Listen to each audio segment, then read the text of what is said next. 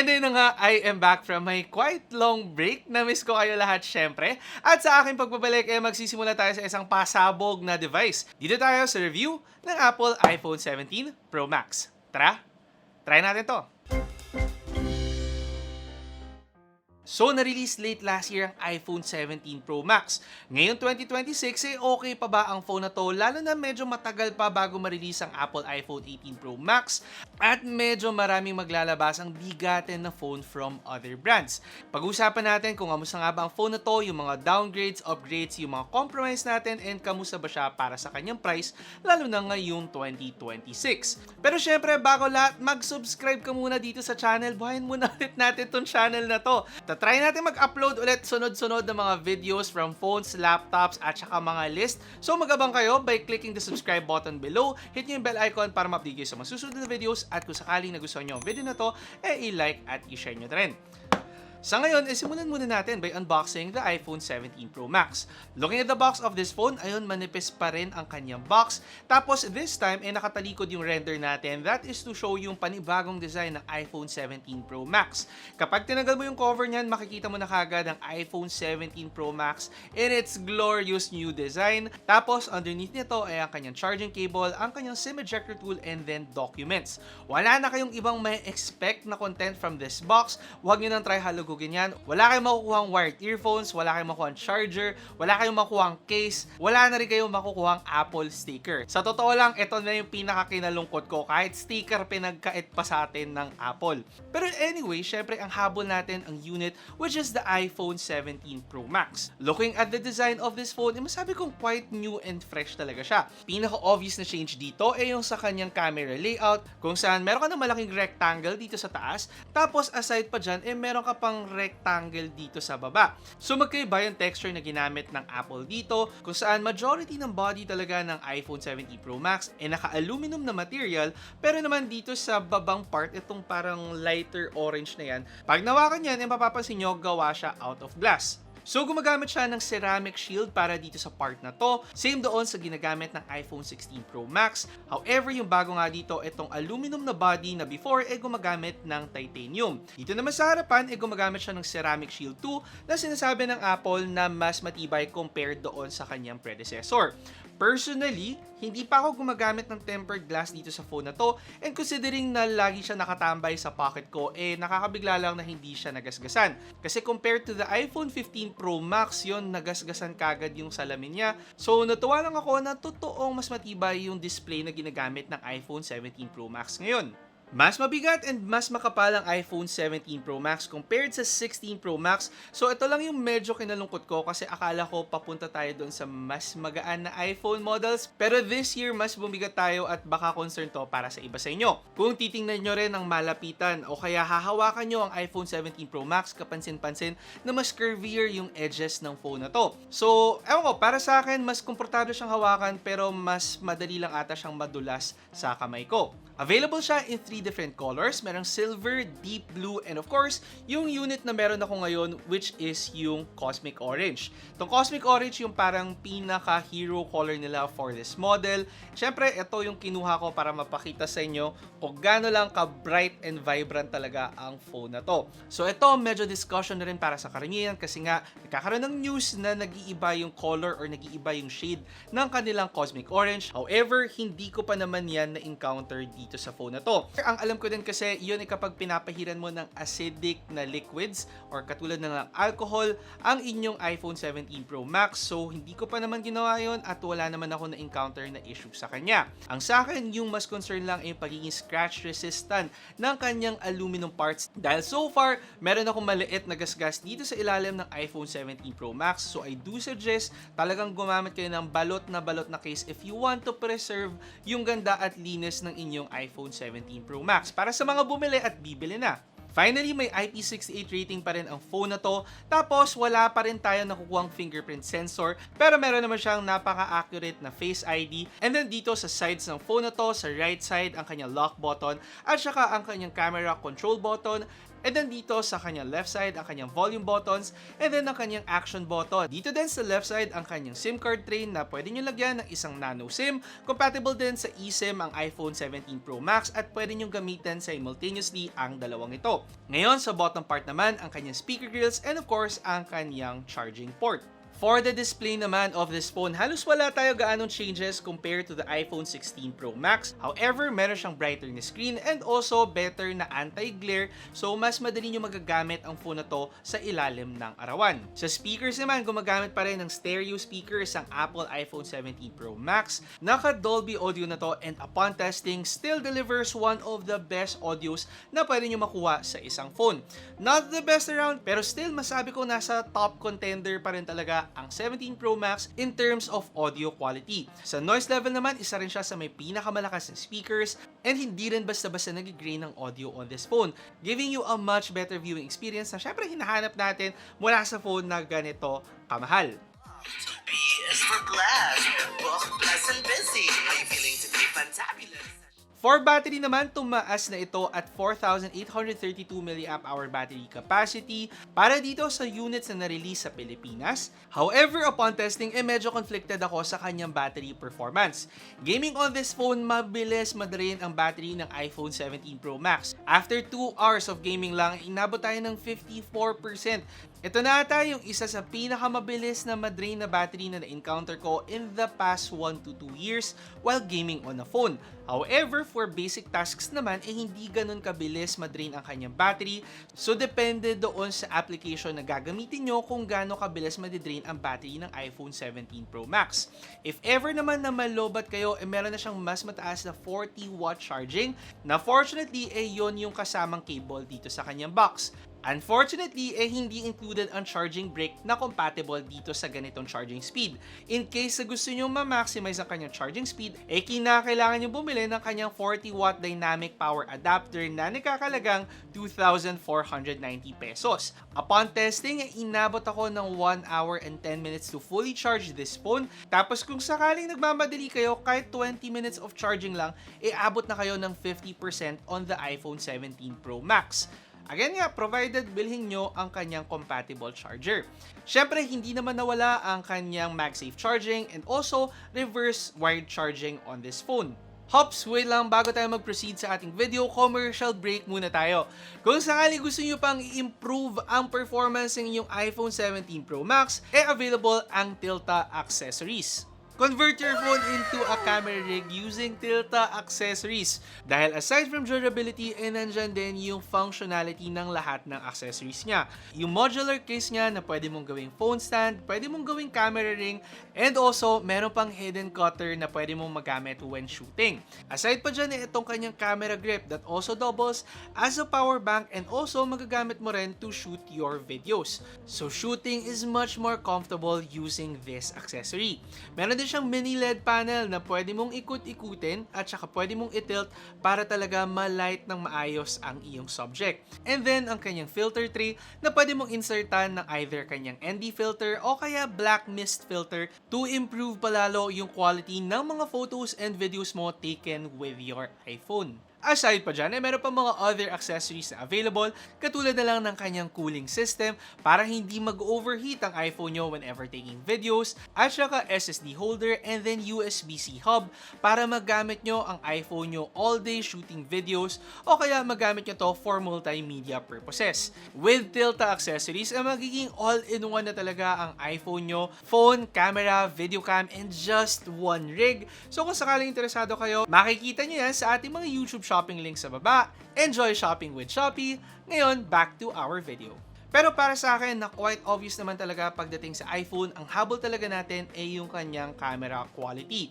So, medyo discussion din yan pagdating sa video na to, pero simulan muna natin sa kanyang specs. So, for the iPhone 17 Pro Max, naka 48 megapixel main camera ka na, 48 megapixel ultra-wide lens, and then this time, another 48 megapixel telephoto lens. So, mas mataas na yung megapixel count sa kanyang telephoto lens. Matik, iisipin natin mas gumanda ang kanyang zooming capabilities. Unahin muna natin sa kanyang main camera, and definitely no arguments, maganda talaga ang main camera ng phone na to.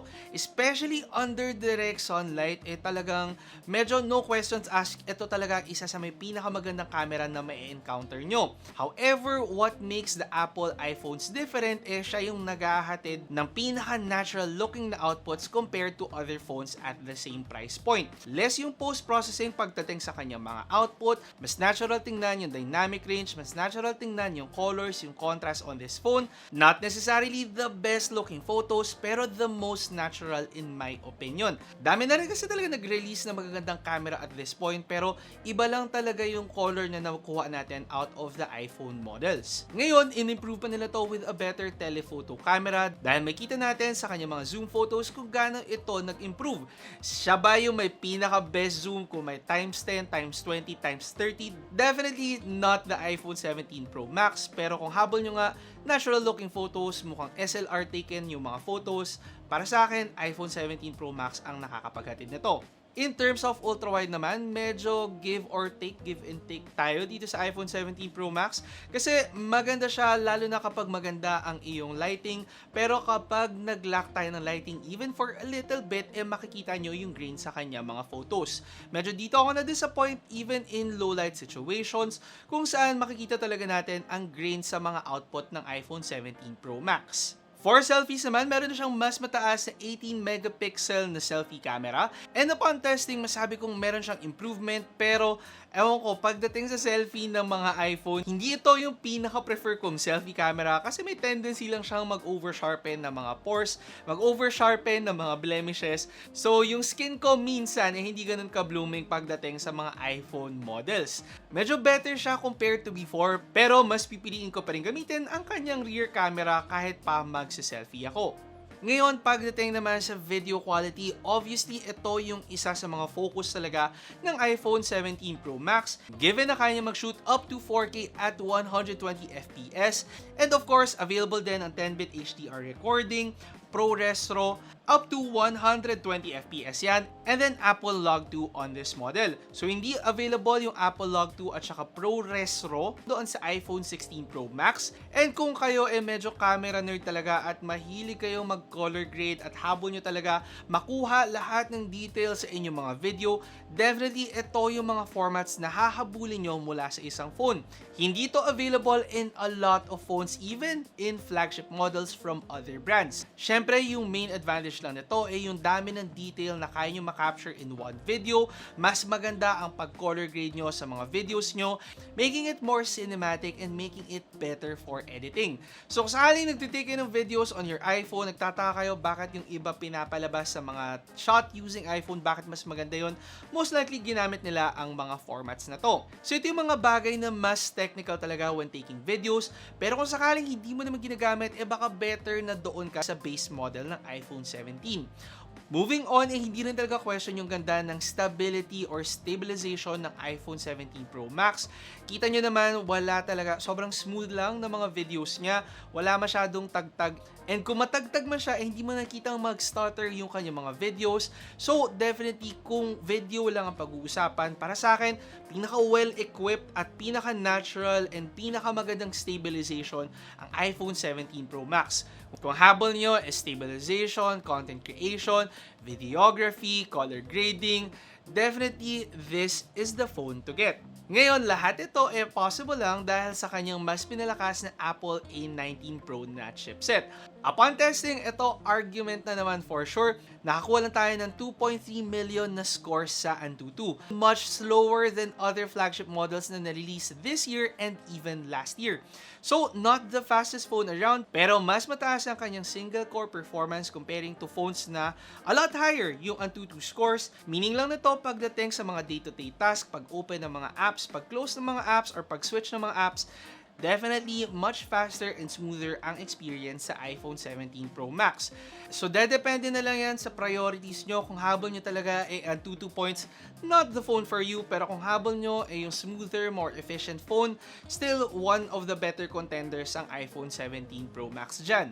It runs on iOS 26. Syempre, customizability mas maganda ngayon on the iPhone 17 Pro Max. Not new to phones yung ganitong feature, pero new to iPhone. So, definitely welcome naman yung ganitong bagay. Naka-Bluetooth 6 na rin siya, Wi-Fi 7, NFC compatible, na ayon dapat nyo na rin abangan dahil sabi nila magkakaroon na ng Apple Pay sa Pilipinas. And upon testing for gaming, kahit mas mabagal ang kanyang multi-core performance and mas mababa ang Antutu score, syempre nakakuha pa rin tayo ng very smooth performance on this phone. Matataas pa rin yung settings na nakuha ko and very enjoyable yung mga games. However, isang concern ko lang uminit pa rin ang iPhone 17 Pro Max. Considering na nag-change na sila from titanium to aluminum on the iPhone 17 Pro Max, uminit pa rin ang phone na to. Hindi ko naman na-encounter yung thermal throttling within 3 hours of gaming. Pero for me, nag-improve naman siya pero I expected a bigger improvement sa kanyang thermal management.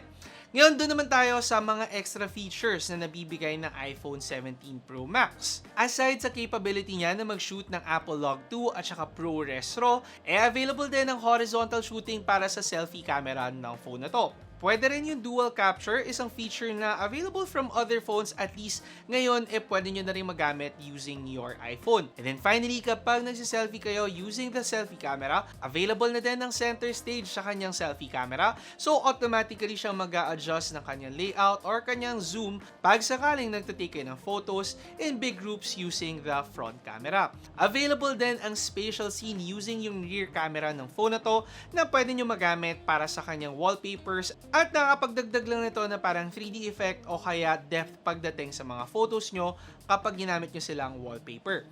So para sa mga features na to, sa upgrades, and then also mga compromise or downgrades natin sa iPhone 17 Pro Max, kamusta nga ba ang phone na to? So buhat ng launch, ang iPhone 17 Pro Max nagkakalagang 91,990 pesos para sa kanyang 256GB version, tapos 106,990 pesos para sa 512GB version, 121,990 pesos para sa kanyang 1TB version, and then in addition, available na rin siya at 2TB para naman sa halagang 151,990 pesos. So definitely, talagang investment ang iPhone 17 Pro Max. Fortunately, ngayong 2026, kukunin nyo ang iPhone 17 Pro Max sa Beyond the Box nagbaba na ang presyo niya by 5,000 pesos in all models. So at least meron na kayong additional discount kahit kakasimula pa lang ng taon. Comparing ngayon yung price sa iPhone 16 Pro Max nung kanilang launch,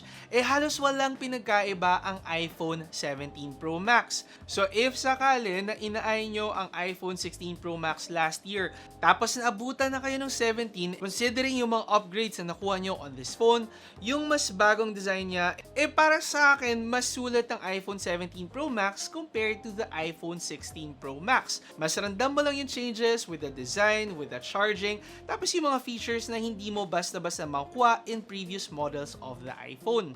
Hindi rin ganun kababa ang price drop ng iPhone 16 Pro Max. Kahit pa ngayon yung siya bilhin, so personally, mas pipiliin ko ang 17 Pro Max ngayon compared to the iPhone 16 Pro Max. Ngayon, para sa presyo na to, para kanino nga ba ang iPhone 17 Pro Max? So, aside from status symbol, no question na naman na status symbol talaga ang iPhone, especially dito sa Pilipinas, meron din siyang mga forte na ideal talaga kung habol mo talaga content creation, videography, and of course, yung Apple ecosystem, yung kanyang efficiency, and then ang kanyang camera performance. Medyo para sa akin, ngayon 2026, may pagka-niche na ang na-offer ng iPhone 17 Pro Max kung saan ito yung mga main forte niya talaga, and in some aspects, malalabanan na siya ng other phones from different brands. So kung di mo naman talaga habol yung content creation, videography, o kaya yung pagiging natural na look lang talaga ng kanyang camera, baka gusto mong mag-isip-isip before getting the iPhone 17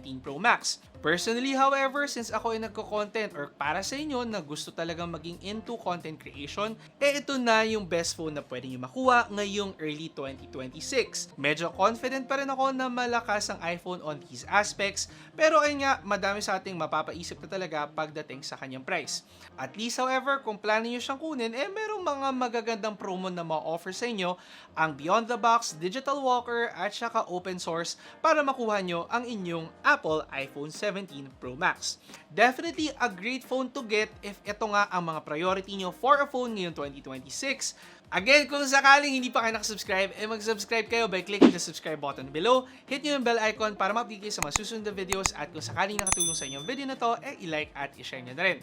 Ako si Alvin, ang inyong tech guy. See you next time! Ingat! Nagustuhan nyo ba ang video ko? I-check out nyo ang aking channel for more phone, gadget, and laptop reviews. Tapos, meron pa akong tech tips and guides. Mag-subscribe by clicking the subscribe button below at i-hit nyo na rin ang bell icon para sa mga susunod ko pang videos.